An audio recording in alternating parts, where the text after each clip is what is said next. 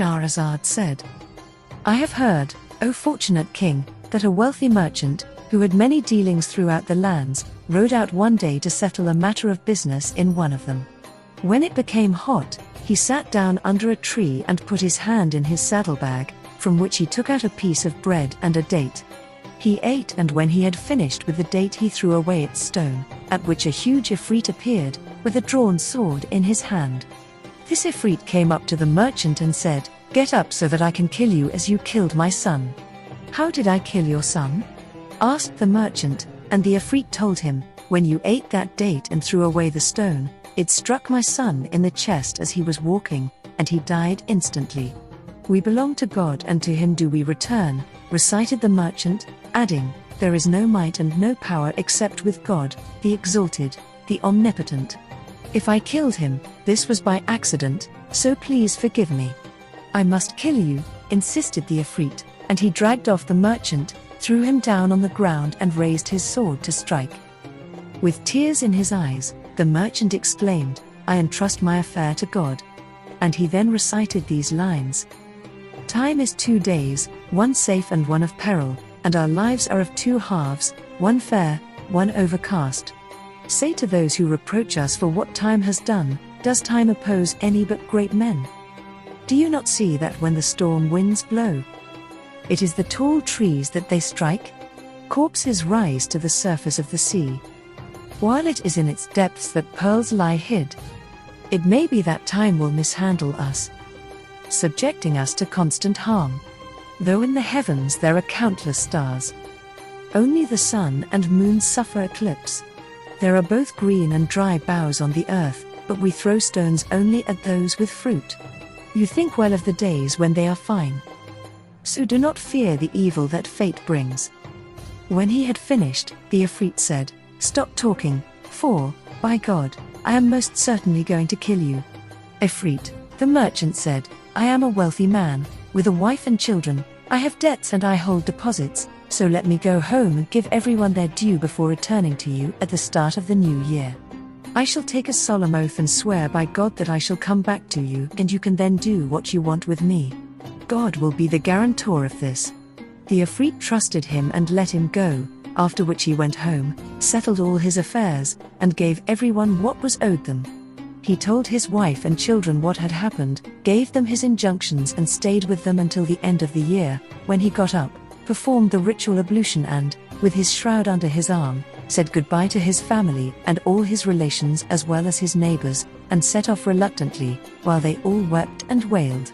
He came to the orchard on what was New Year's Day, and as he sat there weeping over his fate, a very old man approached him, leading a gazelle on a chain.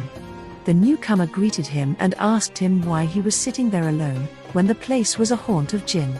The merchant told the story of his encounter with the Ifrit, and the old man exclaimed, By God, brother, you are a very pious man, and your story is so wonderful that were it written with needles on the corners of men's eyes, it would be a lesson for those who take heed.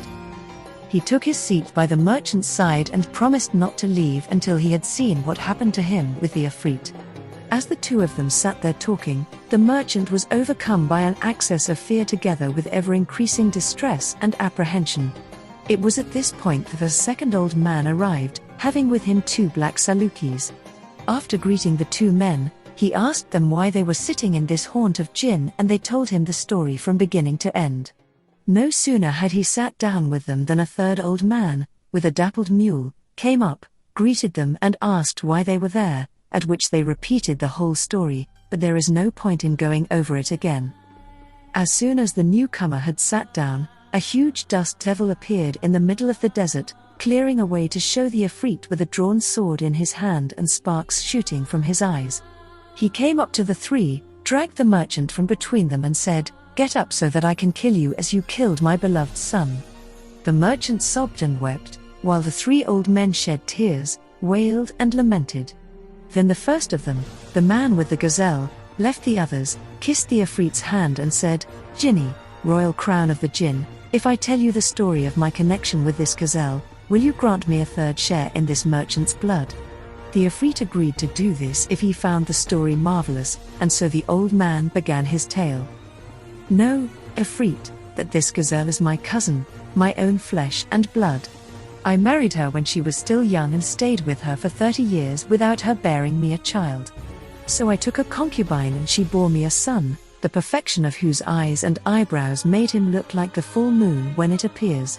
He grew up, and when he was 15 I had occasion to travel to a certain city, taking with me a great quantity of trade goods. My wife, now this gazelle, had studied sorcery since her youth, and she turned the boy into a calf and his mother into a cow, handing them over to the herdsman. When, after a long absence, I got back from my journey, I asked about the two of them, and my wife told me that the woman had died and that the boy had run away, where she did not know.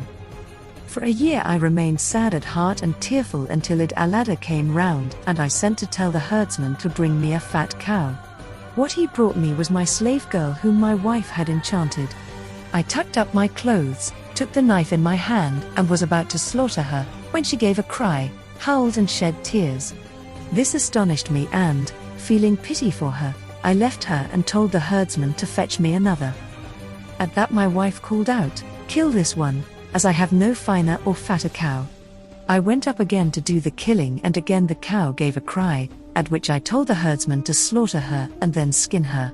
He did this, only to discover that there was neither flesh nor fat in the carcass, but only skin and bone. I was sorry for what I had done at a time when regret was of no use, and I gave the cow to the herdsman, telling him to bring me a fat calf. He brought me my son, and when this calf caught sight of me, he broke his tether and rolled in the dust in front of me, howling and shedding tears. Again I felt pity and told the herdsman to leave the calf and fetch me a cow, and again my wife, now this gazelle, called to me, insisting that I must slaughter the calf that day.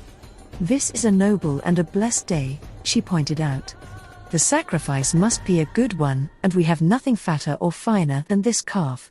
Look at what happened with the cow that you told me to kill." This led to a disappointment, and we got no good from it at all, leaving me full of regret at having slaughtered it. "This time I am not going to do what you say or kill this calf. By God the Omnipotent, the Compassionate, the Merciful, you must do this on this noble day, and if you don't, then you are not my husband and I am not your wife." On hearing these harsh words, but not realizing what she intended to do, I went up to the calf with the knife in my hand. Morning now dawned, and Shahrazad broke off from what she had been allowed to say. "What a good, pleasant, delightful and sweet story this is!" exclaimed Dunyazad, at which Shahrazad told her, "How can this compare with what I shall tell you this coming night, if I am still alive and the king spares me?" By God, the king said to himself, "I am not going to kill her until I hear the rest of the story," and so they spent the rest of the time embracing one another until the sun had fully risen.